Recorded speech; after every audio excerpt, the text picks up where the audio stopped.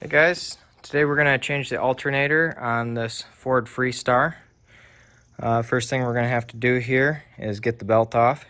If this video is helpful, can you just hit that thumbs up button? Really helps me out a lot.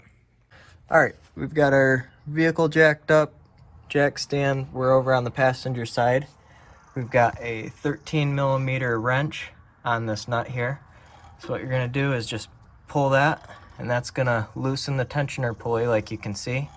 And the belt gets loosened, and then you can take it off.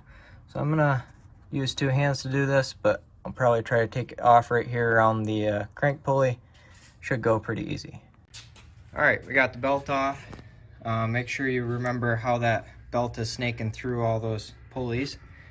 We are gonna unhook the battery so that when we have our hot wire here unattached, it doesn't hit the block or something and ground out and arc all over the place. So unhook your battery.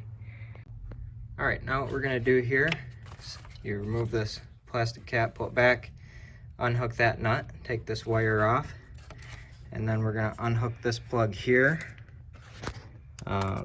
Just basically push that tab in, and then you can pull that off. So now we're just gonna take out these 3 bolts here. They're 15mm. This is a 10, by the way.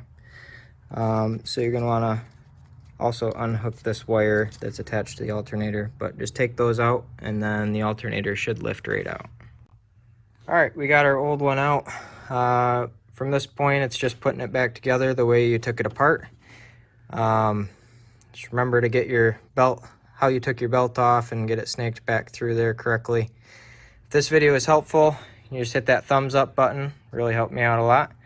And good luck and have a good one.